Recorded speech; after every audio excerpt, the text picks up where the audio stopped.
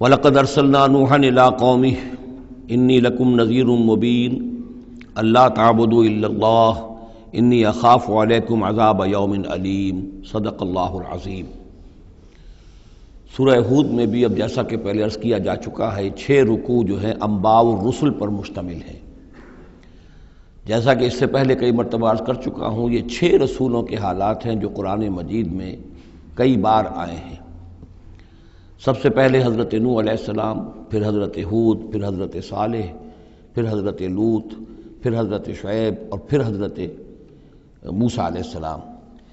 تو یہ جو نقشہ آپ کے سامنے اس وقت موجود ہے، اس سے آپ کو اندازہ ہو جائے گا کہ یہ پورا یوں سمجھیے ارض القرآن ہے۔ یہ قرآن مجید میں جن رسولوں کے حالات آئے ہیں وہ سب کے سب جو ہیں وہ اس خطے کے اندر وہ مبعوث کیے گئے۔ یہ داہنی طرف جو ہے وہ جو خلیج فارس ہے، یہ خلیج فارس سیدھا اوپر اگر لکیر چلی جائے گی، اور ادھر سے یہ جو بحر قلزم ہے، اس کے جو یہ اوپر جا کے 2 کھاڑیاں بن گئی ہیں، تو وہ جو ہے خلیج عقبہ آخر میں اوپر، اس سے لکیر جائے گی۔ تو یہ دونوں لکیریں جہاں جا کر مل جائیں گی، وہ اس نقشے میں ابھی نظر نہیں آ رہا، ذرا نیچے کیجئے تو شاید نظر آ جائے گا۔ یہ جگہ ہے جہاں پہ وہ سرخ نشان بنا ہوا ہے، یہ علاقہ ہے جہاں کہ حضرت نوح علیہ السلام کی قوم آباد تھی، اور معلوم ہوتا ہے کہ اس وقت تک نسل انسانی صرف اسی علاقے میں تھی۔ یہیں پر عذاب آیا ہے، بہت بڑا جو طوفان آیا ہے، اور اسی سے ذرا اور اوپر چل کر شمال کی طرف پہاڑی علاقہ ہے کوہ ارارات، اور اسی میں کوہ جودی ہے۔ یہ علاقہ ہے وہ کہ جس کے اندر حضرت نوح علیہ السلام کی قوم آباد تھی۔ اس کے بعد جب وہ حضرت نوح علیہ السلام اور ان کے جو بھی بیٹے تھے وہ بچ کر جب آباد ہوئے ہیں، تو پھر ان کا ایک بیٹا جو ہے، ذرا اور نیچے بھی رکھیں، ان کا ایک بیٹا جو ہے حضرت سام،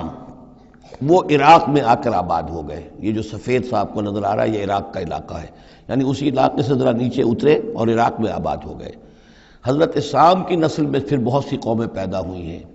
تو انہی میں سے پھر ایک قوم ہے جو نیچے آئی ہے جزیرہ نما عرب کے بالکل جنوب میں۔ یہ جو علاقہ ہے یہاں پر یہ قوم، یہ احقاف کا علاقہ کہلاتا ہے،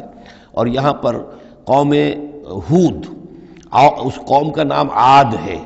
حضرت سام کی نسل ہی میں سے کوئی بہت بڑا سردار اٹھا جس کا نام عاد تھا، اور عاد کی سے پھر ایک نسل، ایک قوم شروع ہو گئی، وہ اس علاقے میں آباد تھی۔ اس کے ہاں جب شرک وغیرہ پیدا ہو گئے اور خرابیاں پیدا ہو گئیں، تو اللہ تعالیٰ نے بہت سے نبی بھیجے، پھر آخر ایک رسول بھیجا، اور وہ حضرت ہود علیہ السلام ہے۔ ان کی دعوت کو رد کیا، یہ ہلاک کر دیے گئے۔ یہاں سے حضرت ہود اپنے ان ساتھیوں کو لے کر نکلے، اور عرب کے تقریباً وہ وسط میں، وہ علاقہ ہجر کا علاقہ کہلاتا ہے، اس علاقے میں آ کر آباد ہو گئے۔ یہاں ان کے ہاں ایک بڑی شخصیت ابھری جس کا نام سمود تھا، تو اس سے یہ قوم سمود مشہور ہوئی ہے۔ انہوں نے میدانوں کے اندر محل بنائے، اور ساتھ ہی یہ ہے کہ جو پہاڑی علاقہ ہے بہت سخت گرینائٹ راکس ہیں، ان کو تراش کر ان کے اندر بھی مکان بنائے۔ یہ قوم سمود ہے۔ تو قوم نوح، قوم ہود، قوم سمود، یہ تینوں قومان جو ہیں حضرت ابراہیم علیہ السلام سے پہلے کی ہیں۔ اب پھر لوٹیے عراق کی طرف۔ عراق ہی میں جو قوم باقی رہی، انہی میں حضرت ابراہیم علیہ السلام کی بعثت ہوئی ہے۔ لیکن حضرت ابراہیم علیہ السلام کے بارے میں یہ انداز جو انباء الرسل کا ہے وہ قرآن مجید میں کہیں نہیں ہے۔ یہاں پہ آپ دیکھیں گے سورہ ہود میں ان کا تذکرہ آئے گا، لیکن وہ قصص النبیین کے انداز میں تذکرہ آئے گا، انباء الرسل کے انداز میں نہیں آئے گا۔ حضرت ابراہیم یہاں سے، اور یہاں سے پھر انہوں نے ہجرت کی عراق سے، اور شام چلے گئے، پورا صحرا کراس کر کے شام میں جا کر، اور وہاں سے پھر انہوں نے اپنے بیٹے کو اسحاق کو آباد کیا۔ وہ جو سرخ نشان نظر آ رہا ہے آپ کو، یہ فلسطین کا علاقہ ہے۔ ایک بیٹے کو حضرت اسماعیل علیہ السلام کو یہاں مکے میں لا کر آباد کیا۔ اچھا، اس اپنے بھتیجے جو حضرت لوط علیہ السلام ان کے ساتھ ہی آئے تھے، ہجرت کی تھی انہوں نے عراق سے اور شام پہنچے تھے، ان کو بھیجا ہے بحیرہ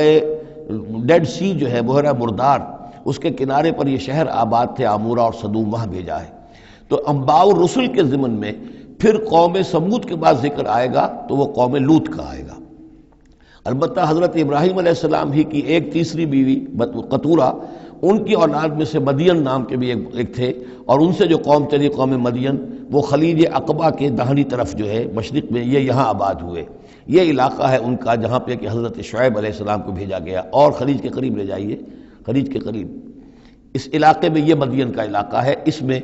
حضرت شعیب علیہ السلام بھیجے گئے۔ اب یہ جو سینائی پیننسولا ہے، اس کو نقشے کو ذرا ہٹائیے داہنی طرف، ادھر لے جائیں، ادھر داہنی طرف ہٹائیں، تو ادھر جو ہے مصر ہے، وہ دریائے نیل نظر آ رہا ہے۔ یہاں سے یوں جو ہے حضرت یوسف علیہ السلام، چونکہ اب سورہ ہود کے بعد سورہ یوسف بھی آ جائے گی، تو حضرت یوسف علیہ السلام کو جب کہ ان کے بھائیوں نے کنویں میں پھینکا ہے اور وہ پھر قافلہ ان کو لے گیا ہے مصر،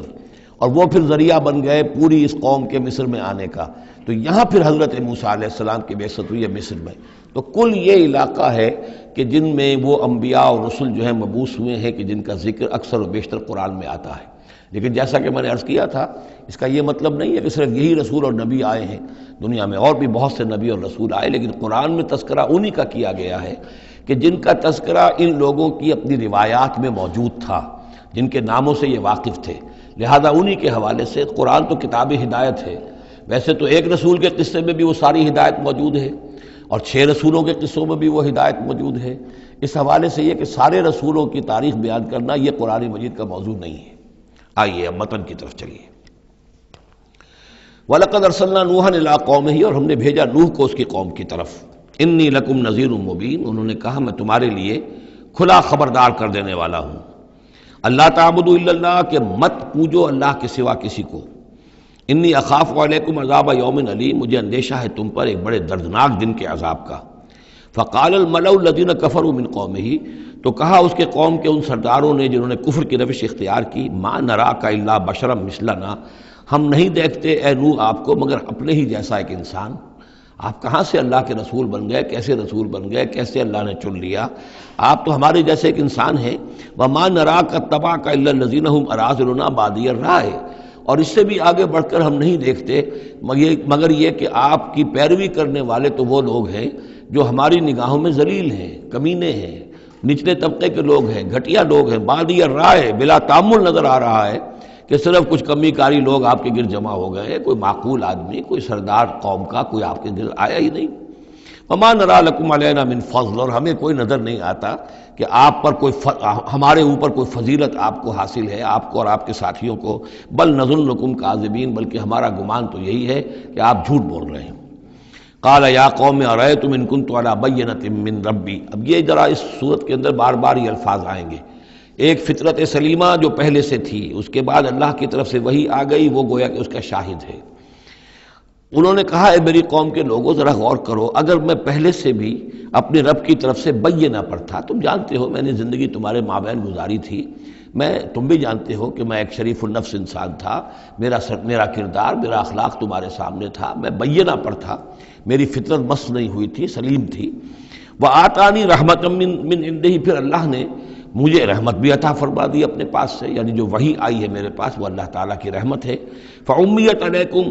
اور وہ چیز وہ ہے کہ جس کو تمہاری آنکھوں سے مخفی رکھا ہے، اب میں کیا کروں، فرشتہ میرے پاس تو آتا ہے، وہی میرے پاس آتی ہے، یہ چیز جو ہے میرے تو تجربے میں ہے، مائی پرسنل ایکسپیرینس، لیکن یہ کہ تم سے یہ چھپا رکھی گئی ہے۔ انلزمکموہا وانتم لہا کارہون، بہرحال ہم زبردستی چپکا نہیں سکتے اپنی یہ بات آپ لوگوں کو، اگر آپ کو پسند نہیں ہے، اگر بیزار ہیں تو یہ اختیار ہمارے پاس نہیں ہے کہ ہم زبردستی آپ کو ان باتوں کا قائل کر دیں اور یہ باتیں لازماً آپ پر تھوپ دیں۔ وَيَا قَوْمِ لَا أَسْأَلُكُمْ عَلَيْهِ مَالًا، اور میری قوم کے لوگوں دیکھو میں تم سے کوئی اجرت نہیں مانگتا، مال طلب نہیں کرتا، کوئی تاوان تم پر نہیں ڈالا ہے۔ ان اجریہ الا علی اللہ، نہیں ہے میرا اجر مگر اللہ کے ذمے۔ وما انا بطارد الذین آمنوا، اور جن کو تم کہہ رہے ہو یہ گھٹیا لوگ ہیں، کمی کاری لوگ ہیں، کمین لوگ ہیں، میں ان کو اپنے پاس سے دھتکار نہیں سکتا، میں یہاں سے کھدیڑ نہیں سکتا ان کو، میں نہیں ہوں کھدیڑنے والا ان کو اپنے پاس سے۔ انہم ملاقو ربہم، یہ اپنے رب سے ملاقات کریں گے۔ ولیکنی اراکم قوما تجہلون، لیکن میں دیکھتا ہوں کہ تم ضرور جہل میں اور جہالت میں مبتلا ہو گئے ہو۔ وَيَا قَوْمِ مَن يَنصُرُنِي مِنَ اللَّهِ إِن طَرَدتُّهُمْ، اور میری قوم کے لوگوں سوچو اگر میں ان اہل ایمان کو اپنے ہاں سے ہانک دوں، یہاں سے بھگا دوں، یہاں سے دھتکار دوں، تو کون مدد کرے گا میری اللہ کے مقابلے میں؟ یہ اللہ کے ماننے والے، اللہ کے چاہنے والے، اللہ کا ذکر کرنے والے، اللہ سے دعائیں مانگنے والے، اللہ کے روح انور کے یہ طالب ہیں، اس کی رضا جو ہیں۔ افلا تذکرون، تو کیا تم نصیحت اخذ نہیں کرتے؟ ولا اقول لکم عندی خزائن اللہ، وہی بات جو حضور سے ہم پڑھ چکے ہیں پہلے، اور میں نہیں کہتا تم سے کہ میرے پاس اللہ کے خزانے ہیں، میں نے کب کہا ہے کہ میرا اختیار ہے اللہ کے خزانوں پر؟ ولا عالم الغیب، نہ میں غیب کا علم رکھتا ہوں، ولا اقول انی ملک، نہ میں یہ کہتا ہوں کہ میں کوئی فرشتہ ہوں، ولا اقول للذین تزدری اعینکم، اور نہ میں یہ کہتا ہوں ان لوگوں کے بارے میں جنہیں تمہاری آنکھیں حقیر دیکھ رہی ہیں، تم حقارت کے ساتھ دیکھ رہے ہو، لن یؤتیہم اللہ خیرا، میں تو نہیں کہہ سکتا کہ اللہ تعالیٰ انہیں کوئی خیر نہیں دے گا، کیا پتہ تم اندازہ بھی نہ کر سکو کیا مقامات بلند اللہ ان کو عطا کرے گا، جنت میں یہ کس طریقے سے اللہ تعالیٰ کے فراح و ریحان و جنت و نعیم سے جو ہے وہ مشرف ہوں گے۔ لا اقول انی ملک ولا اقول للذین تزدری اعینکم لن یؤتیہم اللہ خیرا، اللہ اعلم بما فی انفسہم، جو کچھ ان کے جیوں میں ہے، دلوں میں، اللہ خوب جانتا ہے کس کے دل میں کتنا خلوص ہے، کتنی محبت ہے اللہ کے ساتھ، کتنی شوق ہے، کتنا شوق ہے اللہ سے ملاقات کا، تو یہ اللہ جانتا ہے۔ انی اذا لمن الظالمین، اگر میں تمہارے ان تانوں سے تنگ آ کر میں ان کو اپنے پاس سے اٹھا دوں، بھگا دوں، تو پھر یہ کہ میں تو خود ظالموں میں سے ہو جاؤں گا۔ قالوا یا نوح، انہوں نے کہا اے نوح قد جادلتنا، تم نے ہم سے خوب جھگڑا کیا، فاکثرت جدالنا، اور بہت جھگڑا کر لیا تم نے، یعنی یہ کہ جب وہ بالکل ان تمام باتوں کے جواب میں خاموش ہونے پر مجبور ہو گئے، معقول بات ہے جو جواب دیا جا رہا ہے، ان کے پاس اب کوئی جواب نہیں ہے اس کا۔ فَأْتِنَا بِمَا تَعِدُنَا إِن كُنتَ مِنَ الصَّادِقِينَ، اب آخری بات وہی ضد اور ہٹ درمی کی، تو پھر لے آؤ جس چیز کی ہمیں دھمکی دے رہے ہو، اگر تم سچے ہو وہ عذاب لے آؤ۔ اب ہم جو ہے ہمارے کان پک گئے ہیں تمہارے یہ بات سنتے سنتے، اور تم سے یہ مذاکرہ اور مجادلہ اور مناظرہ جو ہے مزید ہم جاری نہیں رکھنا چاہتے۔ قال انما یاتیکم بہ اللہ ان شاء، انہوں نے فرمایا کہ وہ تو اللہ لے آئے گا وہ عذاب تمہارے اوپر اگر وہ چاہے گا، انما یاتیکم بہ اللہ، وہ لائے گا تمہارے اوپر اللہ انشاء اگر وہ چاہے گا، وما انتم بمعجزین، اور پھر تم اس کو تھکا نہیں سکو گے بھاگ کر، یعنی تم اسے ہرا نہیں سکو گے، تم اس سے بچ کر بھاگ نہیں سکو گے۔ ولا ينفعکم نصحی ان اردت ان انصح لکم، اور میری نصیحت، میرا خلوص، میری خیر خواہی تمہارے حق میں کچھ مفید نہیں ہو سکتی، خواہ میں کتنا ہی تمہارا ناصح ہوں، کتنا ہی تمہارے ساتھ مخلص ہوں، نصیحت کر رہا ہوں، خیر خواہ ہوں۔ ان کان اللہ یرید ان یغویکم، اگر اللہ ہی فیصلہ کر چکا ہو کہ وہ تمہاری گمراہی کے اوپر اس کی مہر ثبت ہو چکی ہو، اگر اللہ تعالیٰ فیصلہ کر چکا ہے تو میری یہ سارا اخلاص اور خلوص اور دعوت اور نصیحت اور خیر خواہی اس کا کوئی نتیجہ نہیں نکلے گا۔ ہو ربکم، وہ تمہارا رب ہے، وإلیہ ترجعون، اور اسی کی طرف تم لوٹا دیے جاؤ گے۔ ام یقولون افطرا، کیا یہ کہتے ہیں کہ یہ اے محمد صلی اللہ علیہ وسلم آپ نے اس کو گھڑ لیا ہے؟ قل ان افتریتہ فعلی اجرامی، اب یہاں درمیان میں حضرت نوح علیہ السلام کی بات چل رہی ہے اور آگے بھی چلے گی، لیکن درمیان میں ایک جملہ معترضہ ہے۔ یہ ساری باتیں ہیں نبی جو آپ کو ہم وحی کے ذریعے سے بتا رہے ہیں، یہ ساری جو گفت و شنید ہوئی تھی حضرت نوح علیہ السلام کے اور ان کی قوم کے درمیان، آپ کو کیسے معلوم ہوئی؟ آپ نے گھڑ لی ہے؟ آپ کو کوئی فکشن ہے، کوئی سٹوری ہے، کیا ہے؟ نہیں، یہ تو اللہ تعالیٰ کی طرف سے ہے۔ قل ان افتریتہ، کہہ دیجئے اگر میں نے یہ گھڑی ہوں یہ چیزیں، فعلی اجرامی، تو پھر یہ میرا جرم ہوگا، اس کا وبال مجھ پر آئے گا۔ وانا بریء مما تجرمون، ورنہ پھر یہ ہے کہ جو جرم تم کر رہے ہو، جھٹلا رہے ہو، تو میں اس سے بری ہوں۔ وأوحی الی نوح، اور وحی کر دیا گیا نوح کی جانب، انہ لن یؤمن من قومک الا من قد آمن، اب کوئی اور شخص ایمان نہیں لائے گا تمہاری قوم میں سے سوائے ان کے جو ایمان لا چکے ہیں۔ فلا تبتئس بما كانوا يفعلون، سو اب جو کچھ وہ کر رہے ہیں آپ اس پر افسوس نہ کریں اور غمگین نہ ہوں۔ واصنع الفلک بأعیننا ووحینا، اور اب آپ کشتی تیار کیجئے، کشتی بنائیے ہماری نگاہوں کے سامنے، یعنی ہم دیکھ رہے ہیں اور ہمارے انسٹرکشنز کے مطابق، ووحینا معلوم ہوتا کہ اللہ تعالیٰ کی طرف سے ہر یعنی سٹیپ پر ان کو وحی آ رہی ہے، اور کہ اس طرح کرو، اتنی لمبی بناؤ، ایسی لکڑیاں تیار کرو، بِأَعْيُنِنَا وَوَحْيِنَا، ہماری نگاہوں کے سامنے اور ہماری ہی انسٹرکشنز کے مطابق، وحی کے مطابق۔ وَلَا تُخَاطِبْنِي فِي الَّذِينَ ظَلَمُوا، اب دیکھنا جو ظالم ہیں ان کے بارے میں مجھ سے خطاب نہ کرنا، مجھ سے دعا نہ کرنا، مجھ سے بات نہ کرنا کہ فلاں جو ہے یہ میرا عزیز ہے اور فلاں میرا رشتہ دار ہے۔ اب جو بھی ظالم ہے اس کے بارے میں تمہاری طرف سے کوئی نرم بات نہ آئے۔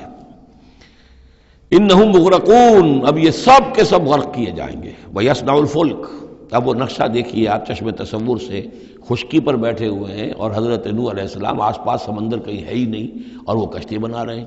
وَيَصْنَعُ الْفُلْكَ، اور وہ بنا رہے کشتی۔ وَكُلَّمَا مَرَّ عَلَيْهِ مَلَأٌ مِّن قَوْمِهِ سَخِرُوا مِنْهُ، جب بھی ان کی قوم کے سردار ان کے پاس سے گزرتے تھے وہ مذاق اڑاتے تھے، کہ معلوم ہوتا اب تک تو ہم سمجھتے تھے کہ بہرحال یہ کچھ شاید بات بنا رہا ہے، جھوٹ بول رہا ہے، کیا کر رہا ہے، اب تو معلوم ہوتا بالکل ہی مت ماری گئی، اب کوئی جو ہے ہوش ٹھکانے نہیں رہے یہ تو وہ ہنستے تھے. سخروا منہ قال ان تسخروا منا فانا نسخر منکم کما تسخرون. حضرت نوح فرماتے تھے کہ تم اگر ہم سے اب اس تمسخر کر رہے ہو، مذاق اڑا رہے ہو، تو وہ وقت قریب آنے والا ہے کہ ہم تمہارا مذاق اڑائیں گے جیسے کہ تم مذاق اڑا رہے ہو ہمارا. فسوف تعلمون من یاتیہ عذاب یخزیہ، تو تم عنقریب جان لوگے کہ کون ہے وہ جن پر کہ عذاب آتا ہے جو ان کو رسوا کر دے گا. ویحل علیہ عذاب مقیم، اور اس پر اترے گا وہ عذاب کے جو قائم رہنے والا ہے اور دائمی ہے. حتی اذا جاء امرنا وفارت التنور، یہاں تک کہ جب ہمارا حکم آ گیا اور جوش مارا تنور نے. اب یہ جو ہے جہاں تک اس کا یعنی جیوگرافیکل یا جیولوجیکل جو بھی اس کا پس منظر ہے، اس کے ضمن میں ایچ جی ویلز نے جو بات کہی ہے وہ میں آپ کو بتا دینا چاہتا ہوں. اس کا کہنا یہ ہے کہ میڈیٹرینین کا جو اس کی سطح وہ بہت بلند تھی، اور ساحل کے ساتھ ساتھ جو ہے اس کے جو مشرقی ساحل ہے اس کا جو شام کا اور فلسطین کا، تو یہاں پر جو ہے وہ اونچے پہاڑ تھے. جیسے کراچی کے بارے میں بھی کہا جاتا ہے کہ کراچی کے بعض علاقے جو ہیں وہ سطح سمندر سے نیچے ہیں، لیکن ساحل کے ساتھ ساتھ اونچا علاقہ ایسا ہے کہ جو سمندر کو روکے ہوئے ہے. اگر کسی جگہ پر ایسا ہو تو اگر کہیں کوئی ایک سوراخ بھی ہو جائے تو یہ ایسا ہی ہے جیسے کسی بڑے بند میں سوراخ ہو جائے. اگر خدا نہ خواستہ کہیں تربیلا ڈیم میں یا کہیں کوئی اور اس طریقے کی بات ہو جائے تو پھر جو تباہی آئے گی اس کا آپ اندازہ کر لیجئے. تو ان کا کہنا یہ ہے کہ وہ سیلاب جو آیا ہے تو میڈیٹرینین میں وہ جو اس کا ساحلی علاقہ تھا اس میں سے کہیں وہ راستہ نکلا ہے پانی کا، اور پھر سمندر آیا ہے، اور وہ سمندر جو ہے پورے مڈل ایسٹ کے علاقے کے اوپر جو ہے اس کے اوپر وہ پانی سمندر کی شکل بن گیا ہے. یہ ہے ان کی تعویل. اس لیے کہ تاریخی طور پر اور طبقات الارض کا جو علم ہے وہ بتاتا ہے کہ اس پورے علاقے میں ایک بہت بڑے وسیع پیمانے پر فلڈ کے آثار موجود ہیں. وہ آثار جو ہیں وہ ایسے ہیں کہ اس پورے علاقے کے اندر وہ فلڈ آیا تھا، اور اس کی یہ توجیہ ہے جو وہ لوگ کرتے ہیں. بہرحال اس میں تین چیزیں ہوئی ہیں. ایک تو یہ کہ کسی ایک جگہ سے کوئی تنور ہو سکتا ہے کہ کوئی سوراخ جو ہے، جیسے کہ آپ کو معلوم ہے بڑے بڑے جو بند ہیں ان میں بعض اوقات صرف جو چوہوں کے بل ہوتے ہیں ان کی وجہ سے سوراخ ہو جاتے ہیں. نہروں کے کناروں میں جو بند ٹوٹتا ہے نہر کا، تو کہیں کوئی چوہوں نے کوئی سوراخ کیا ہوتا ہے، اس میں سے پانی بہنا شروع ہوا اور نہر ٹوٹ گئی. اسی طریقے سے ہو سکتا ہے کہ کسی تنور کے اندر سے پہلی مرتبہ پانی نکلا ہو. پھر یہ کہ زمین کے بھی اللہ تعالیٰ نے جو ہے وہ کھول دیے سوتے، اور آسمان سے بھی پانی برسا. تو یہ پانی جو ہے زمین کا اور آسمان کا پھر مل گیا، اور اس طریقے سے وہ عظیم جو ہے سیلاب آیا جس سے کہ وہ پوری قوم ہلاک ہو گئی. اور وہ کشتی جو ہے وہ بہت عرصے تک تیرتی رہی اس سمندر کے اوپر، اور پھر ہوتی ہوئی وہ کوہ ارارات میں اس کی جو ایک چوٹی ہے جودی اس پر جا کر ٹک گئی. واللہ عالم. ابھی اس پر مزید ضرورت ہے اصل میں کام کرنے کی. ویسے یہ خبریں بھی ہیں کہ بعض اوقات کوئی کشتی نما چیز دیکھی گئی ہے. یہ علاقہ جو ہے اصل میں کہ جو جہاں پہ ترکی کی سرحد ملتی ہے روس کے ساتھ، ادھر وہ آذربائیجان وغیرہ کا علاقہ ہے، ادھر پھر یہ ترکی ہے، اوپر روس کا علاقہ جو ہے، تو اس میں ادھر سے راستہ جو ہے بہت دشوار گزار ہے، چڑھ نہیں سکتے. روس کی طرف سے راستہ ہے. اس کی چوٹیوں پر بعض پائلٹس نے کہیں دیکھا ہے اور خبر دی ہے کہ کوئی بہت بڑی کشتی قسم کی شے جو ہے وہ کسی چوٹی کے اوپر رکھی ہوئی ہے. اور قرآن مجید چونکہ بار بار کہتا ہے کہ ہم اسے برقرار رکھیں گے، ایک وقت آئے گا کہ وہ لوگوں کے لیے ایک نشانی بن کر ظاہر ہوگی، تو اس سے معلوم ہوتا ہے کہ وہ کشتی اب بھی وہاں پر موجود ہے اور انسان جو ہے اس تک رسائی حاصل کرے گا.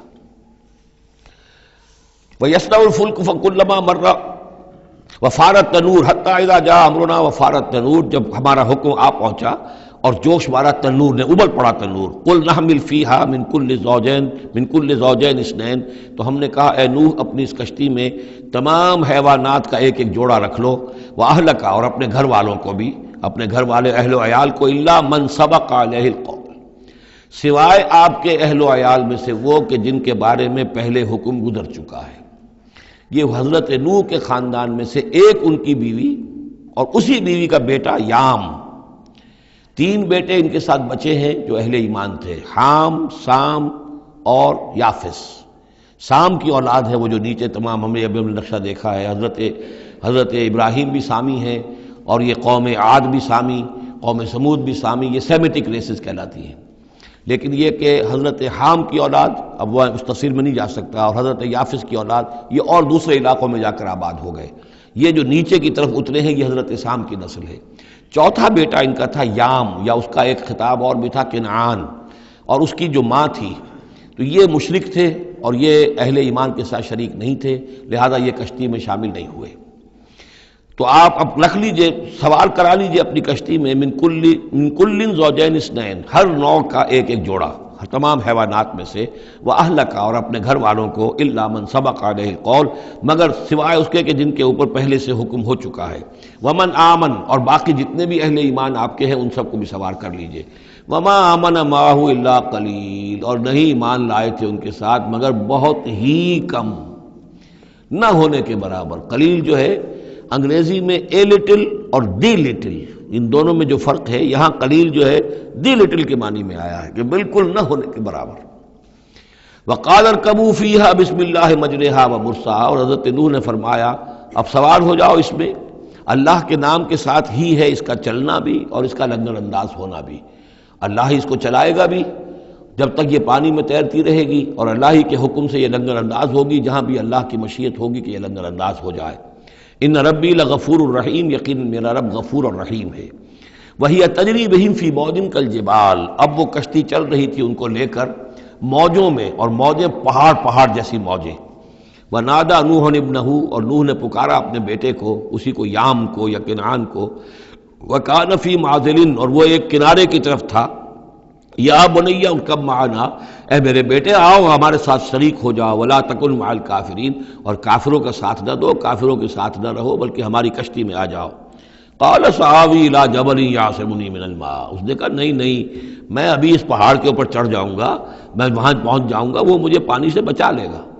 قال لا عاصم اليوم من امر اللہ الا من رحم، حضرت نوح نے فرمایا نہیں، آج کے دن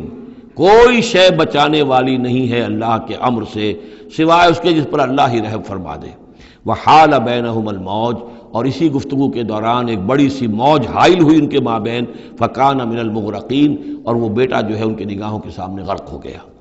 وقیل یا ارض ابلعی ماءک، اور کہہ دیا گیا اے زمین اپنے پانی کو نگل جا، واپس پانی زمین کے اندر جذب ہو جائے۔ کتنا وقت لگا ہوگا یہ اللہ بہتر جانتا ہے، لیکن یہ آخر کار جو شکل بنی ہے کہ زمین کے اندر پانی جذب ہو گیا جو زمین سے آیا تھا۔ وَيَا سَمَاءُ أَقْلِعِي، اور اے آسمان تو بھی اب تھم جا، جو بھی بارش آنی تھی، جو اس طوفان کے لیے، اس کو بھی اختتام کا حکم ہو گیا۔ وَغِيضَ الْمَاءُ، اور پانی سکھا دیا گیا۔ وَقُضِيَ الْأَمْرُ، اور فیصلہ چکا دیا گیا۔ وَاسْتَوَتْ عَلَى الْجُودِيِّ، اور وہ کشتی جو ہے جودی پہاڑ کے اوپر جا کر رک گئی۔ وَقِيلَ بُعْدًا لِلْقَوْمِ الظَّالِمِينَ، اور کہہ دیا گیا ہلاکت اور دوری ہے اس قوم کے لیے کہ جو ظالم تھی، یعنی اب اس کا نسیہ منسیہ ہو گئی، اب اس کا نام و نشان موجود نہ رہا۔ وَنَادَى نُوحٌ رَبَّهُ، اور پکارا نوح نے اپنے رب کو، فقال رب ان ابنی من اہلی، انہوں نے کہا پروردگار میرا بیٹا میرے اہل میں سے تھا،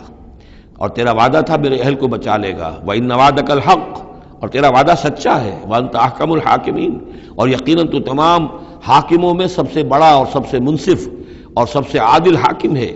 قال یا نوح انہ لیس من اہلک، انہوں نے اللہ نے جواب دیا ہے نوح وہ تمہارے اہل میں سے نہیں ہے۔ انہ عمل غیر صالح، اس کے اعمال، اس کا کردار، اس کے عقائد، اس کے نظریات غیر صالح ہیں۔ فلا تسألن ما لیس لک بہ علم، تو اب مجھ سے ان چیزوں کے بارے میں سوال نہ کرو جس کے لیے تمہارے پاس کوئی علم نہیں ہے۔ انی اعوذک ان تکون من الجاہلین، اور میں تمہیں نصیحت کر رہا ہوں کہ تم جاہلوں میں سے نہ بن جاؤ۔ یہاں وہ یاد کر لیجئے سورہ نام کی آیت 35، اس میں حضور سے کہا گیا تھا فلا تکونن من الجاہلین، میں نے اس وقت بھی نوٹ کرا دیا تھا کہ یہ سخت ترین الفاظ یا حضور سے فرمائے گئے ہیں سورہ انعام میں، اور یہاں پر سورہ ہود میں یہ آئے ہیں حضرت نوح علیہ السلام سے خطاب کرتے ہوئے، انی اعوذک ان تکون من الجاہلین۔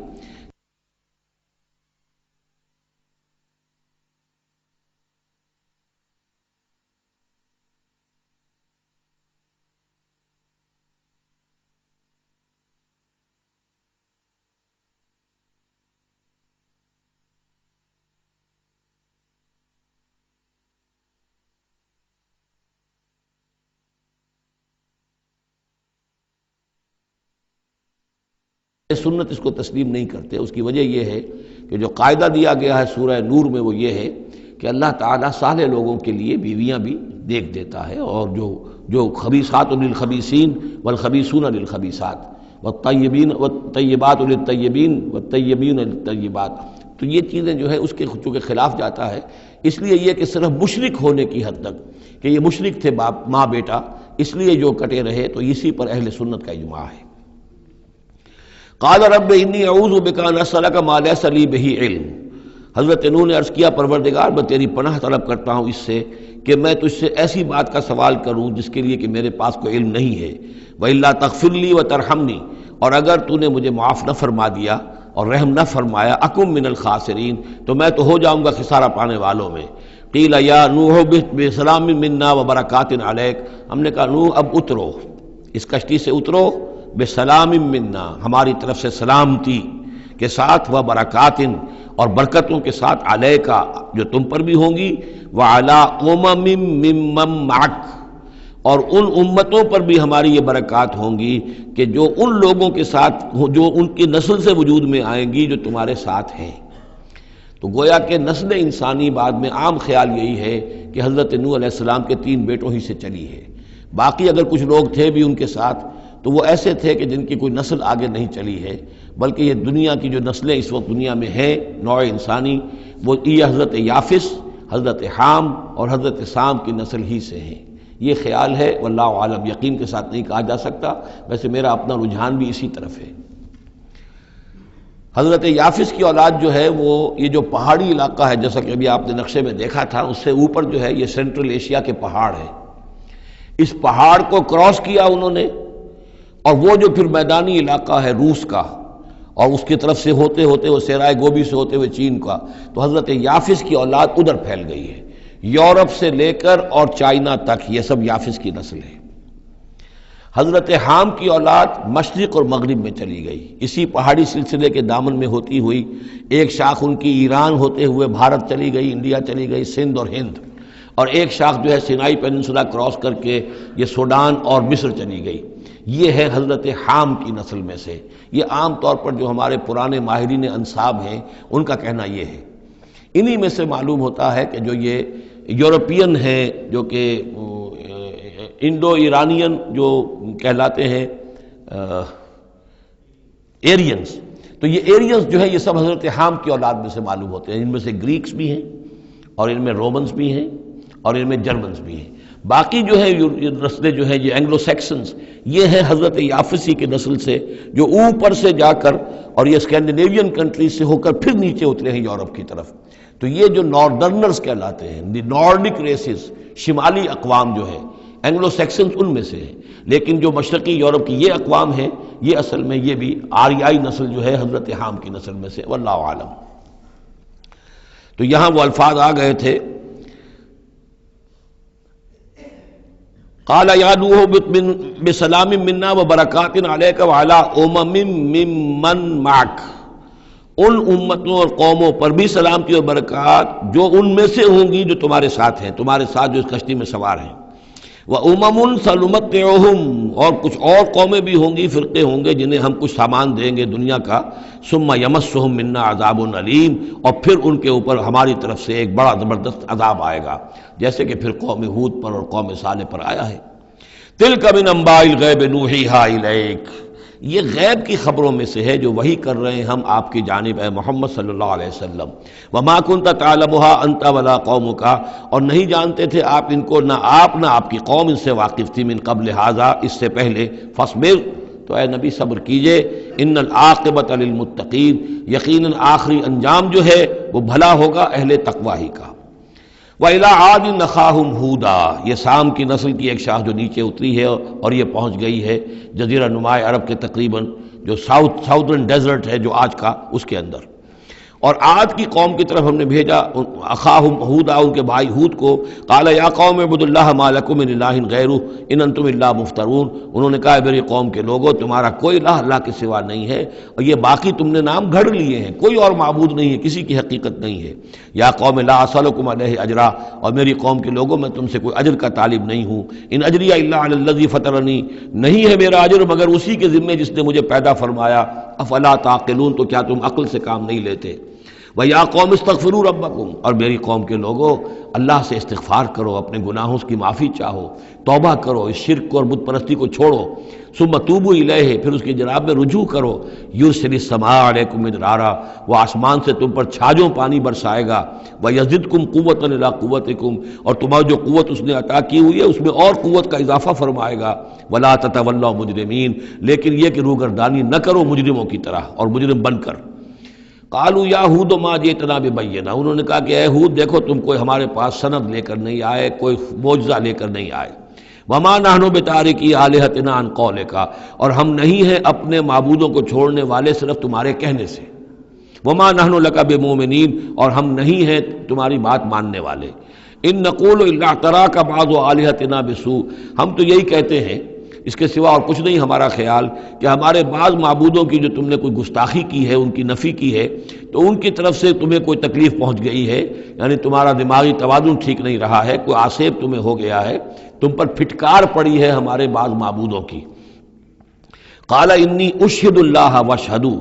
حضرت ہود نے فرمایا دیکھو میں اللہ کو گواہ کر کے کہہ رہا ہوں اور تم بھی گواہ رہو، انی بریء مما تشرکون، کہ جن کو تم شریک ٹھہرا رہے ہو میں ان سے بری ہوں، بیزار ہوں، میرا ان سے کوئی تعلق نہیں۔ وہی بات جو حضرت ابراہیم نے فرمائی تھی کہ مجھے ان کا کوئی خوف نہیں، من دونہ ہی، اس کے سوا تم جو شرک کر رہے ہو، فکیدونی جمیعا، تو تم سب کے سب مل کر میرے خلاف جو چاہو کارروائی کر لو، کیدونی، جو چالیں چلنی چاہے چل لو،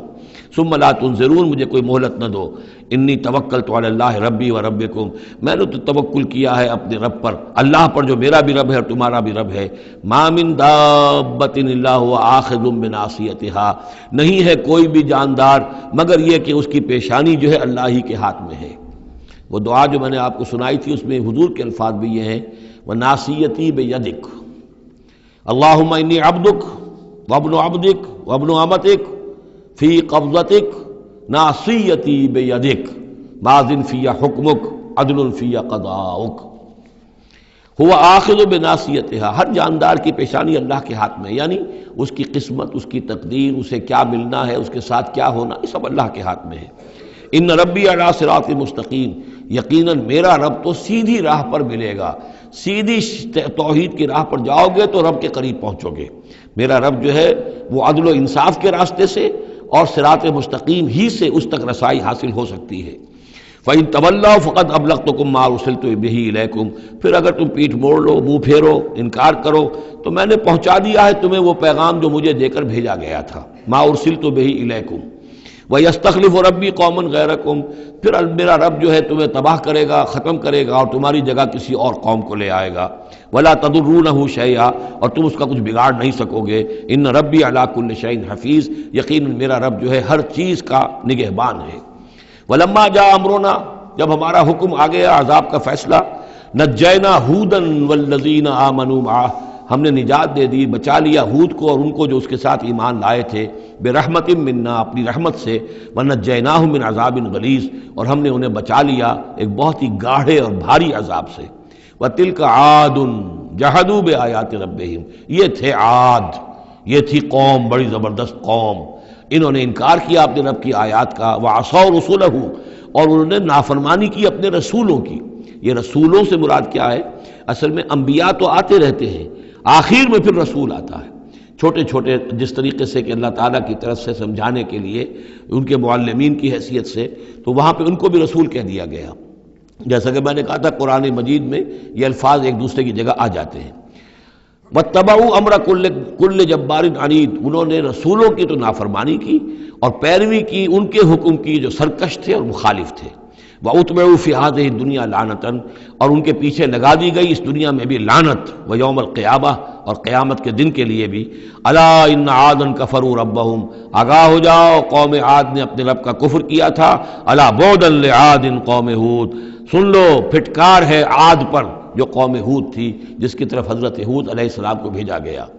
وَإِلَىٰ ثَمُودَ أَخَاهُمْ صَالِحًا، اب ان میں سے جو لوگ بچے تھے وہ پھر آگے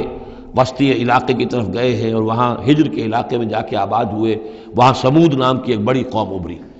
اور ان کے اندر بھی جب پھر وہی خرابیاں آ گئیں، وہی شیطان نے ان کو پٹی پڑھائی، وہی بت پرستی شروع ہو گئی، وہی ان کے معبود ہو گئے، تراش لیے انہوں نے۔ تو الی ثمود اخاہم صالحا، سمود کی طرف ہم نے بھیجا ان کے بھائی صالح کو، قال یا قوم اعبدوا اللہ ما لکم من الہ غیرہ، انہوں نے فرمایا کہ اے میری قوم کے لوگو اللہ کی بندگی کرو، تمہارا کوئی معبود اس کے سوا نہیں ہے، ہوا انشاکم من الارض، اس نے تمہیں زمین سے اٹھایا ہے، ابھارا ہے، بنایا ہے زمین سے، واستعمرکم فیہا، اور اس میں تم کو آباد کیا ہے، فاستغفروہ، تو اس سے استغفار کرو، اس سے اپنے گناہ بخشواؤ، ثم توبوا الیہ، اور پھر اس کی جانب میں رجوع کرو، ان ربی قریب مجیب، یقین میرا رب قریب ہے اور دعا کا قبول کرنے والا ہے۔ قالوا یا صالح قد کنت فینا مرجوا، انہوں نے کہا صالح تم سے تو ہماری بڑی امیدیں وابستہ تھیں۔ ظاہر بات ہے کہ ایک شخص جو ہے جس کو اللہ چنتا تھا اپنے اخلاق میں، سمجھ میں، فہم میں، فطانت میں وہ ممتاز ہوتے تھے، تو ہم سمجھتے تھے تم آباء و اجداد کا نام روشن کرو گے، یہ تم نے کیا کیا؟ تم نے تو کہنا شروع کر دیا کہ آباء و اجداد کے جو طریقے ہیں یہ غلط ہیں، ان کا دین غلط ہے، ان کے عقیدے غلط ہیں، ان کے معبود جن کو ہمارے آباء و اجداد پوجتے آئے ان کی کوئی حقیقت نہیں۔ ہم توقع کرتے تھے کہ تم قوم کا نام روشن کرو گے، تم آباء و اجداد کے لیے عزت کا اور ان کے لیے مزید جو ہے دنیا کے اندر ان کے ناموری کا سبب ذریعہ بنو گے۔ قالوا یا صالح قد کنت فینا مرجوا، تم سے تو ہمیں بہت سی امیدیں تھی، قبل ھذا، اس سے پہلے، اتنہانا ان نعبد ما یعبد آباؤنا، یہ کیا ہوا تم ہمیں روک رہے ہو ان چیزوں کو پوجنے سے کہ جن کو ہمارے آباء و اجداد پوجتے تھے؟ وَإِنَّنَا لَفِي شَكٍّ مِّمَّا تَدْعُونَا إِلَيْهِ مُرِيبٍ، اور یقیناً جس چیز کی طرف تم ہمیں بلا رہے ہو اس کے بارے میں ہمیں شکوک و شبہات ہیں، ہمارا دل اس پر ٹھکتا نہیں ہے۔ قَالَ يَا قَوْمِ أَرَأَيْتُمْ إِن كُنتُ عَلَىٰ بَيِّنَةٍ مِّن رَّبِّي، وہی بات انہوں نے کہی، اے میری قوم کے لوگوں سوچو، اگر میں پہلے سے بھی اپنے رب کی طرف سے بینہ پر تھا، میری فطرت سلیم تھی، تم دیکھتے تھے کہ میں تمہارے درمیان ایک اچھا آدمی تھا، صاف ستھرا کردار رکھنے والا انسان تھا، میری فطرت صالح تھی، وآتانی منہ رحمتاً، اور اللہ نے پھر مجھے اپنے پاس سے رحمت عطا کر دی، اب وہی آ گئی، نبوت عطا کر دی گئی، فَمَن يَنصُرُنِي مِنَ اللَّهِ إِنْ عَصَيْتُهُ، تو اب اگر میں اللہ کی نافرمانی کروں تو مجھے کون بچائے گا اللہ سے؟ کون اس کی پکڑ سے مجھے بچا سکے گا؟ فما تزیدوننی غیر تقصیر، تو تم تو اضافہ نہیں کرو گے میرے لیے مگر خسارے کے اندر۔ تم چاہتے ہو کہ میں اپنی اس چیز کو چھوڑ کر اور آباء و اجداد کا نام لوں اور ان کے معبودوں کو پوجنا شروع کر دوں، تو تم تو میری تباہی کے در پہ ہو۔ وَيَا قَوْمِ هَٰذِهِ نَاقَةُ اللَّهِ لَكُمْ آیَةٌ، اور دیکھو میری قوم کے لوگوں، یہ اللہ کی اونٹنی ہے، تمہارے لیے ایک نشانی ہے، فَذَرُوهَا تَأْكُلْ فِي أَرْضِ اللَّهِ، اسے چھوڑے رکھو، یہ چرتی رہے اللہ کی زمین میں، جہاں چاہے جہاں سے چاہے کھائے، وَلَا تَمَسُّوهَا بِسُوءٍ، اور دیکھنا کسی برے ارادے سے اس کو ہاتھ نہ لگانا، فَيَأْخُذَكُمْ عَذَابٌ قَرِيبٌ، تو پھر تمہیں آ پکڑے گا وہ عذاب کہ جو اب دور نہیں ہے، قریب ہی ہے۔ فَعَقَرُوهَا، تو انہوں نے اس کی کونچیں کاٹ ڈالی، اس کو ہلاک کر دیا۔ فَقَالَ تَمَتَّعُوا فِي دَارِكُمْ ثَلَاثَةَ أَيَّامٍ، حضرت صالح نے فرمایا کہ اچھا ٹھیک ہے، اب تم اپنے گھروں کے اندر جو بھی کھانا پینا ہے، رچنا بسنا ہے، تین دن تک رہ لو اور بس لو۔ ذالک وعد غیر مکذوب، یہ وہ وعدہ ہے کہ جو جھوٹا ثابت نہیں ہوگا۔ فلما جاء امرنا، تو جب ہمارا وہ فیصلہ آ گیا، ہماری بات آ گئی، ہمارا حکم پہنچ گیا، نجینا صالحا والذین آمنوا معہ، ہم نے نجات دی صالح کو بھی اور ان لوگوں کو جو ان کے ساتھ ایمان لائے تھے، برحمت منا، اپنی خاص رحمت سے، ومن خزی یومئذ، اور اس دن کی رسوائی سے اللہ ہم نے انہیں بچا لیا۔ ان ربک هو القوی العزیز، یقیناً آپ کا پروردگار زور والا ہے، زبردست ہے۔ وَأَخَذَ الَّذِينَ ظَلَمُوا الصَّيْحَةُ، اور ان ظالموں کو، مشرکوں کو، کافروں کو پکڑ لیا ایک ہولناک آواز نے، ایک چنگھاڑ آئی، فَأَصْبَحُوا فِي دِيَارِهِمْ جَاثِمِينَ، تو وہ اپنے گھروں کے اندر اوندھے پڑے رہ گئے، كَأَن لَّمْ يَغْنَوْا فِيهَا، ایسے ہو گئے جیسے کبھی یہاں آباد تھے ہی نہیں، کبھی یہاں کوئی رہتا تھا ہی نہیں۔ أَلَا إِنَّ ثَمُودَ كَفَرُوا رَبَّهُمْ، آگاہ ہو جاؤ، سمود نے اپنے رب کا کفر کیا۔ الا بعدا لثمود، آگاہ ہو جاؤ، پھٹکار ہے سمود پر۔ وَلَقَدْ جَاءَتْ رُسُلُنَا بِإِبْرَاهِيمَ بِالْبُشْرَىٰ، اب یہاں حضرت ابراہیم کا ذکر آ رہا ہے۔ میں نے کہا تھا کہ 3 رسول پری ابراہمک، نوح، ہود، صالح، 3 رسول کو ہم کہہ سکتے ہیں پوسٹ ابراہمک، اگرچہ ان میں سے ایک جو ہیں وہ ہم عصر ہیں۔ حضرت لوط حضرت ابراہیم علیہ السلام ہی کے بھتیجے ہیں، انہی پر ایمان لائے تھے، ان کے ساتھ ہی انہوں نے ہجرت کی تھی۔ پھر ان کے بعد شعیب، وہ بھی حضرت ابراہیم کی نسل سے ہیں۔ پھر جو بھی بنی اسرائیل تھے ان میں موسیٰ بھیجے گئے، وہ بھی حضرت ابراہیم کی نسل سے ہیں۔ آخری رسول محمد صلی اللہ علیہ وسلم وہ بھی ابراہیم کی نسل سے ہیں۔ لیکن یہ کہ ان میں سے 3 کا ذکر کرنے کے بعد اب ابراہیم کا ذکر ہو رہا ہے یہاں۔ سورہ انعام میں وہاں جو پہلا جوڑا تھا حضرت ابراہیم کا ذکر، وہ اس انباء الرسل میں سے بالکل نکال کر لے گئے تھے، اور وہ قصص النبیین کے انداز میں سورہ انعام میں آ گیا تھا۔ یہاں اس جوڑے میں فرق یہ ہے کہ حضرت ابراہیم کا ذکر بھی یہاں شامل کر دیا گیا، لیکن فرق وہی ہے، یہ وہ انباء الرسل کا نہیں، حضرت نوح، حضرت ہود، حضرت صالح، حضرت لوط، حضرت شعیب کے انداز میں ذکر نہیں ہے، بلکہ ایک انداز ہے کہ حضرت لوط علیہ السلام جن شہروں کی طرف بھیجے گئے تھے اور اس کی وہاں پہ بسنے والوں نے ان کی بات ماننے سے انکار کیا، تو جو عذاب الہی لے کر جو فرشتے آئے تھے جنہیں بھیجا گیا تھا، وہ پہلے آئے حضرت ابراہیم کے ہاں، اور وہاں حضرت اسحاق کی ولادت کی انہوں نے خوشخبری دی حضرت سارہ کو۔ بس یہ ایک واقعہ بیان کیا درمیان میں، ورنہ اصل مسئلہ جو ہے وہ حضرت لوط کا شروع ہوگا۔ انباء الرسل کے اعتبار سے جو معاملہ ہے وہ حضرت لوط کا واقعہ ہے۔ وَلَقَدْ جَاءَتْ رُسُلُنَا إِبْرَاهِيمَ بِالْبُشْرَىٰ، اور ہمارے فرشتادے، ہمارے ایلچی فرشتے ہمارے بھیجے ہوئے آئے ابراہیم کے پاس بشارت دینے کے لیے۔ قالوا سلاما، انہوں نے آ کر کہا سلام۔ قال سلام، حضرت ابراہیم نے بھی سلام کا جواب سلام سے دیا۔ فما لبث ان جاء بعجل حنیذ، تو پھر ذرا بھی دیر نہ کی، فوراً گئے اور ایک تلا ہوا بچڑا ان کی ضیافت کے لیے لا کر سامنے رکھ دیا۔ فلما رأى أيديهم لا تصل إليه، تو جب انہوں نے دیکھا کہ ان کا تو ہاتھ آگے بڑھ ہی نہیں رہا اس بچڑے کا گوشت کھانے کے لیے، آمادہ ہی نہیں ہے، نکرہم، تو اب وہ کچھ کھٹکے دل میں کہ یہ ہیں کون۔ اس زمانے میں رواج یہ ہوتا تھا کہ دشمن جب آتے تھے کسی کو قتل کرنے کے لیے تو اس کا نمک نہیں چکھتے تھے، نمک خوار ہو جائیں گے تو پھر کیسے قتل کریں گے۔ تو ایک تو اندیشہ یہ ہوا کہ یہ کسی برے ارادے سے آئے ہیں جو میری یہ ضیافت قبول نہیں کر رہے۔ نکرہم واوجس منہم خیفہ، اور ان کے دل میں، حضرت ابراہیم کے دل میں ان کی طرف سے ایک خوف پیدا ہو گیا۔ قالوا لا تخف، انہوں نے کہا نہیں آپ ڈریے نہیں، انا ارسلنا الی قوم لوط، اصل میں تو اللہ کے ہم فرشتے ہیں، بھیجے گئے ہیں قوم لوط کی طرف، اب وہ آخری فیصلہ اس کا جو ہے وہ ہمیں چکانا ہے۔ وامرأتہ قائمۃ فضحکت، ادھر کہیں حضرت سارہ بھی پیچھے کہیں کھڑی ہوئی ہوں گی پردے کے پیچھے، وہ اس پر ہنس پڑی۔ مطلب یہ کہ حضرت ابراہیم کی جو حالت انہوں نے دیکھی کہ میرا شوہر خوفزدہ ہو گیا تھا، تو اس کے اوپر کچھ ان کا معاملہ ہوا، فضحکت، وہ ہنسی۔ فبشرناہا باسحاق، تو ہم نے انہیں بشارت دی اسحاق کی، یعنی فرشتوں نے ان کو بشارت دی اسحاق کی۔ حضرت اسماعیل کی ولادت ہو چکی ہے، لیکن حضرت اسماعیل کو تو حضرت ابراہیم جا کر چھوڑ آئے ہیں اور وہ تو مکے میں آباد ہیں۔ حضرت سارہ کی اولاد ہوئی نہیں تھی، اصل جو خاندانی بیوی تھی ان کی وہ تو حضرت سارہ تھی۔ حضرت ہاجرہ جو ہیں وہ تو بادشاہ مصر نے ان کی خدمت میں ان کو پیش کیا تھا، اسی لیے ان کو لونڈی بھی کہہ دیتے ہیں یہ، حالانکہ وہ شہزادی تھی، وہ بادشاہ کے ہاں شاہی خاندان کی خاتون تھی ہاجرہ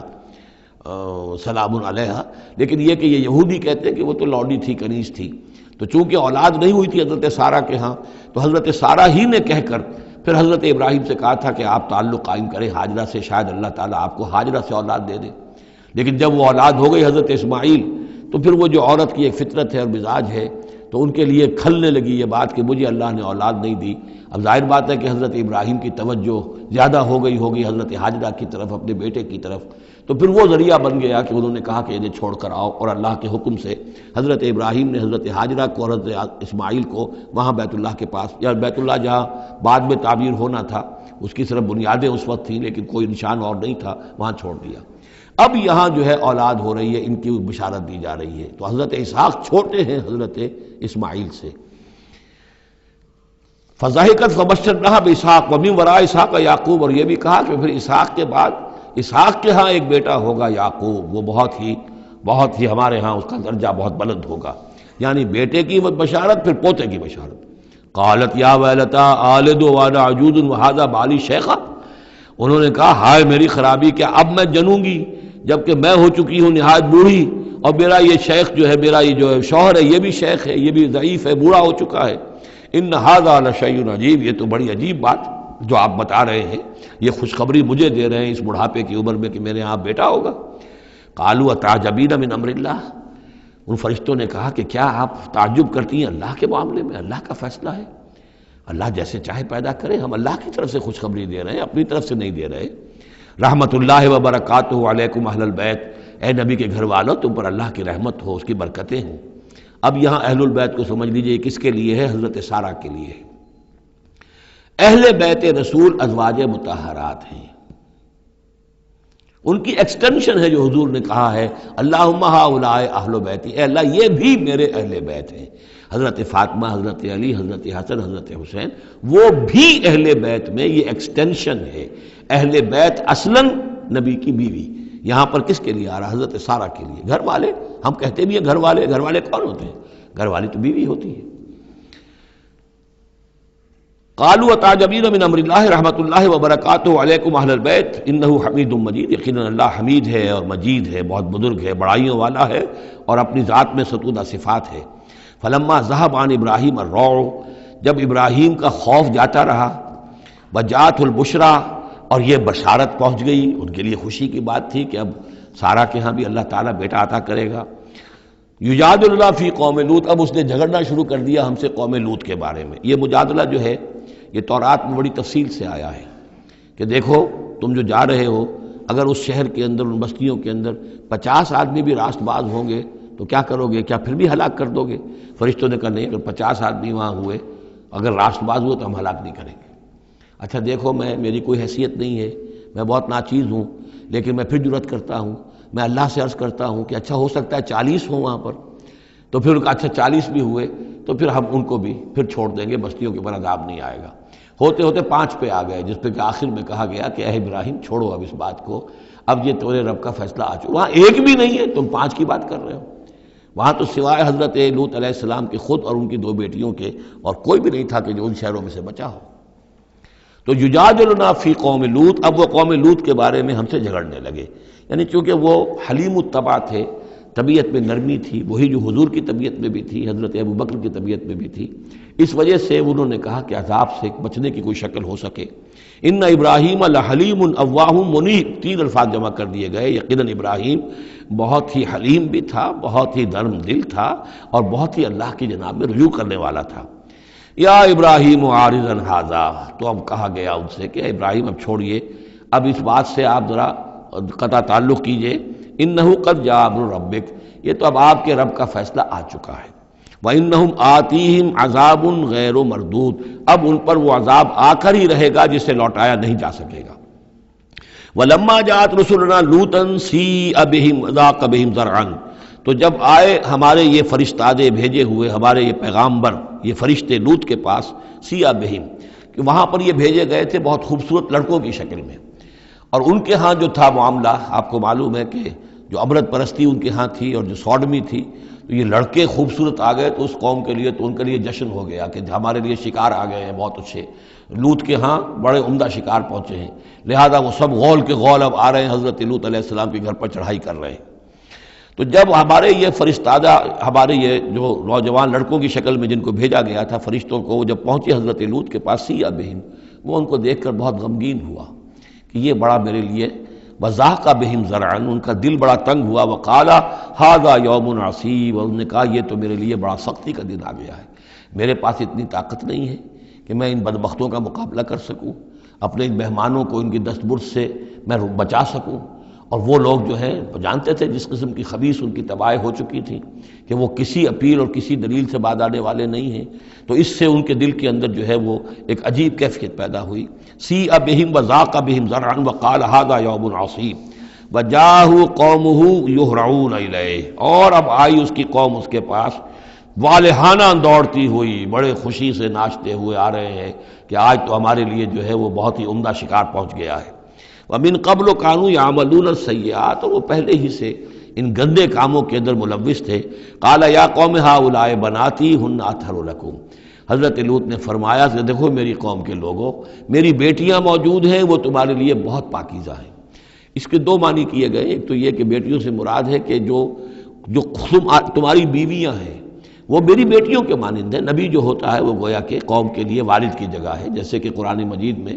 وَأَزْوَاجُهُ أُمَّهَاتُهُمْ، حضور کی تمام ازواج جو ہیں وہ پوری امت کے لیے ماؤں کے درجے میں ہیں، تو گویا کہ یہ میری بیٹیاں ہیں، اللہ نے تمہارے لیے ان کو پیدا کیا ہے، تمہارے لیے جوڑا بنایا ہے، وہ پاک جو ہے تمہارے لیے راستہ اپنی شہوت کی کے تقاضے کو پورا کرنے کے لیے صحیح راستہ اس کو چھوڑ کر، اور یہ بھی ہو سکتا ہے کہ انہوں نے اپنی بیٹیوں ہی کو پیش کیا ہو کہ تمہیں اگر کرنا ہی ہے تو نکاح کر لو، میں اپنی بیٹیاں تمہیں نکاح میں دینے کو تیار ہوں، لیکن میرے جو یہ مہمان ہیں ان کے بارے میں مجھے رسوا نہ کرو۔ قال یا قوم ہؤلاء بناتی ہن اطہر لکم فاتقوا اللہ ولا تخزون فی ضیفی، تو اللہ کا خوف کرو اور دیکھو مجھے میرے مہمانوں کے معاملے میں رسوا مت کرو۔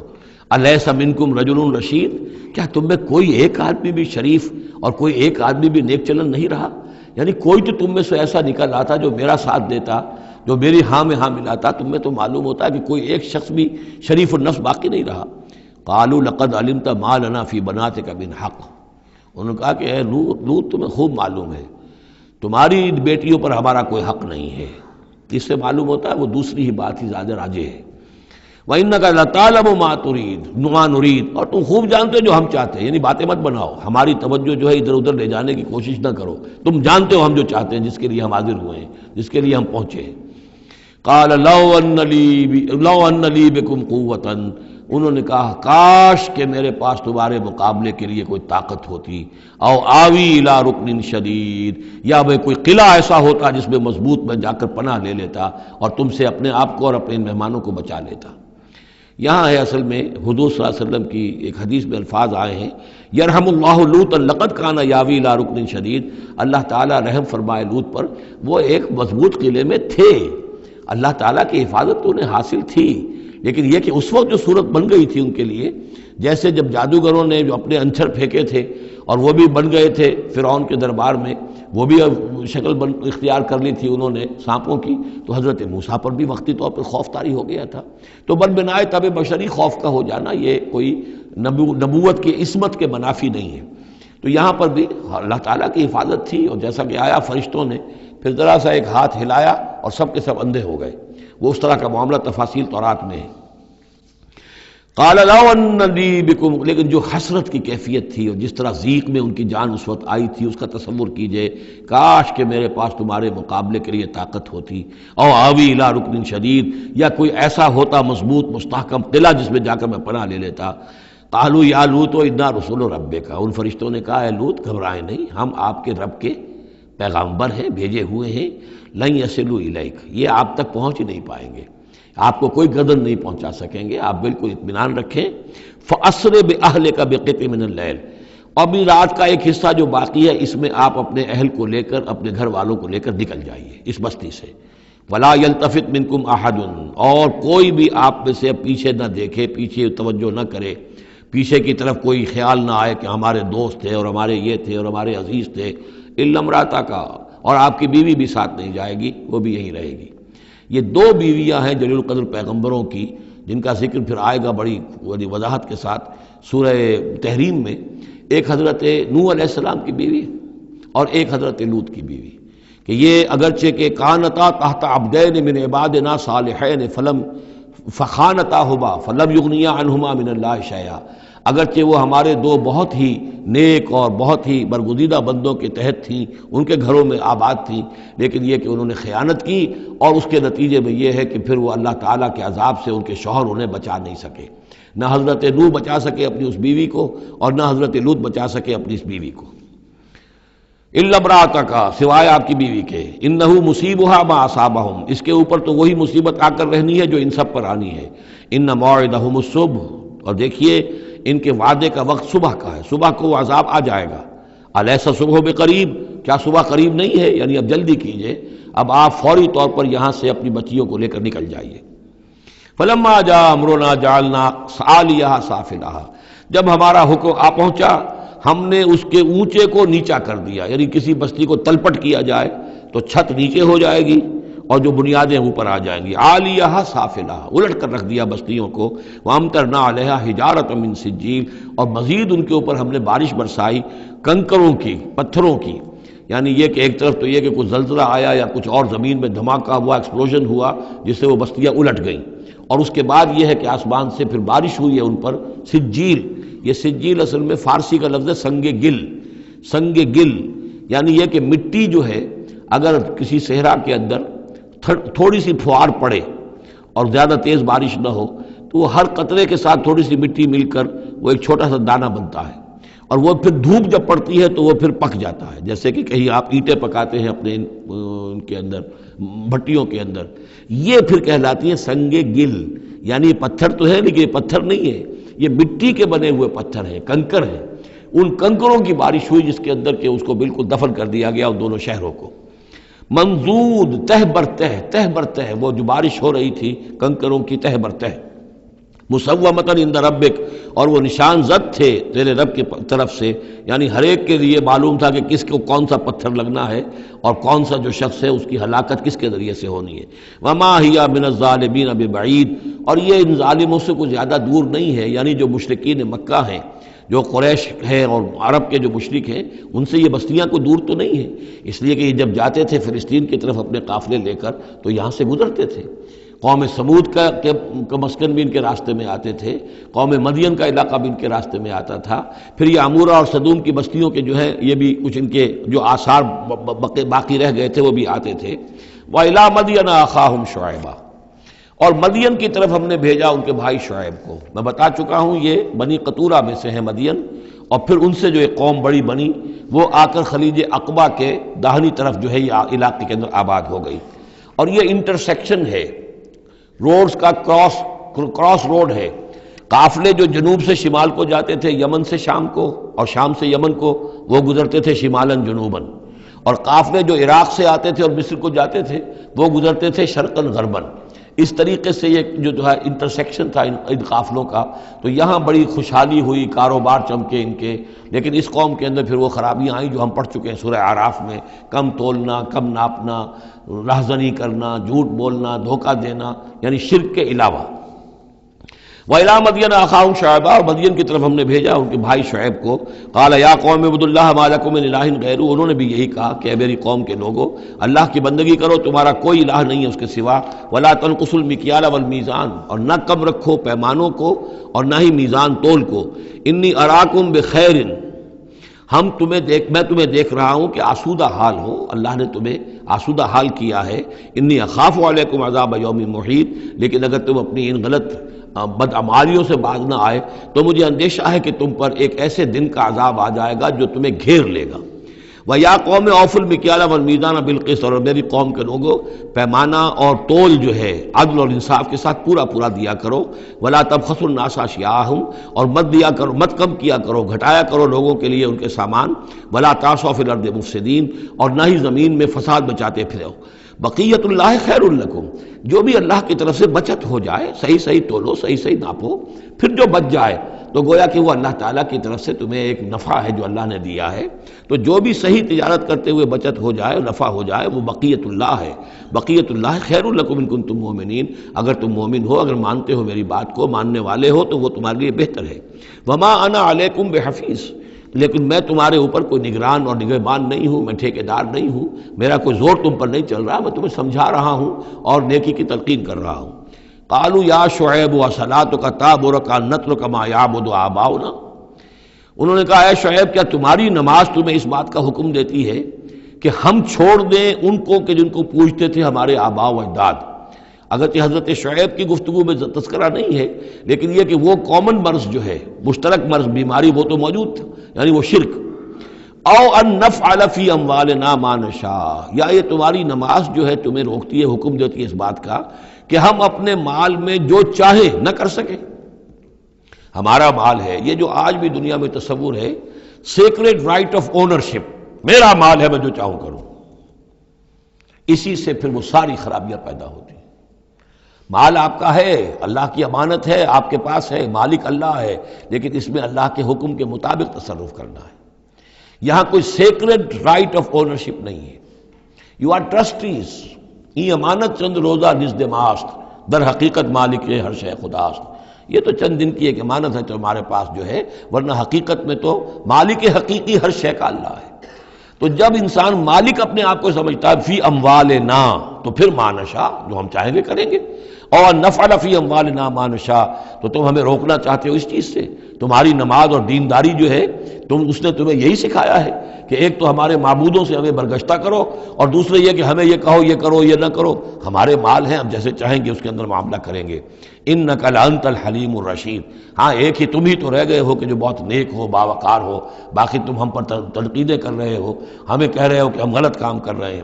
قال یا قوم ارأیتم ان کنت علی بینۃ من ربی، انہوں نے وہی بات فرمائی میری قوم کے لوگوں، سوچو اگر میں پہلے سے بھی اپنے رب کی طرف سے بینہ پر تھا،